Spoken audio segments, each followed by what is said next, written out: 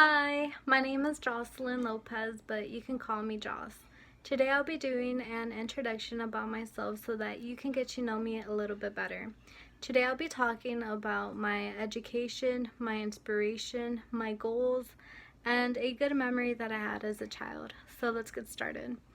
One of my short-term goals is to graduate in a year with my Associates of Science. My long-term goal is to graduate with my Bachelor's of Science in Nursing from Texas Women's University with little to no debt. I think it's possible. I do work towards that goal. I budget, I do a lot of window shopping, I cook at home, and this is a little bit too much information, but at one point I was living paycheck to paycheck to where I cried in my car to my boyfriend, and from that day forward I just knew that I had to change. I had to manage myself more. I had to I had to sacrifice my sleep to get a better education, sacrifice wants to get to where I want to be at. um so yeah. um who inspires me? My parents inspire me. My parents inspire me because they came to the US illegal. But and I think it was like 1987 where they were able to become citizens through the amnesty of Ronald Reagan. And after that, I mean, like, they started off at an apartment and now they own properties and they're debt free. So, I mean, that inspires me. So, dreams can come true, and they're hardworking. My dad would work two jobs full time. He'd always be tired. I would barely see him, but he would have to do what he needed to do to get to where he is now. I mean, it requires sacrifice. So, he's my inspiration. And one of my good memories that I had as a child was that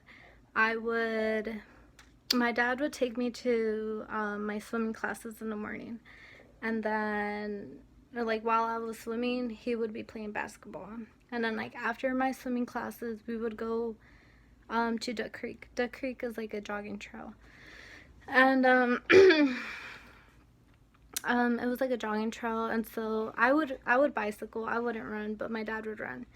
And yeah, I would bicycle, he would run, and then the good memory comes whenever we would come home. When we would come home, that cold water with ice felt so good. And it was like during summertime too, because like, swimming classes and all that. Like, it was summertime. So the watermelon was cold, it was juicy, it was good. So it's a good memory that I had as a child. Oh, also wanted to mention that the reason why I want to be a nurse is because I want to be an advocate. I want to be an advocate for the patients who are Spanish speakers, because sometimes they feel like it's a barrier to communicate to their doctors or just to anybody.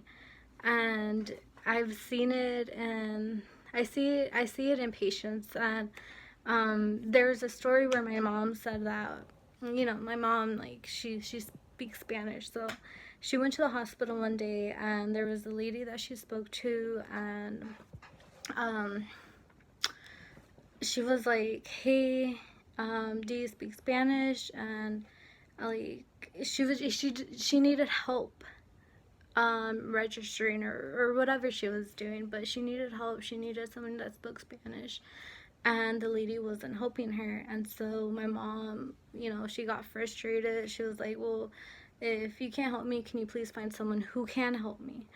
And then after that, the lady was like, "No, it's fine, it's fine. I could help you. I could talk Spanish." And it's like, why didn't you advocate for her in the beginning? You know what I mean? Like, I want to be that nurse that helps patients get through a tough time. I want to be there for people.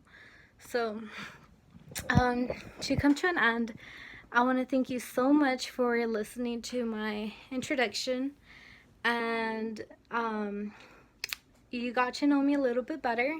You got to know my goals, my inspiration, my education career, and a good memory that I had as a child. So I want to end this with one of my favorite quotes, and it's actually in my vision board. The quote is, and I don't know who came up with the quote, but I just heard it. It's not mine though. The quote is, what if it doesn't come true?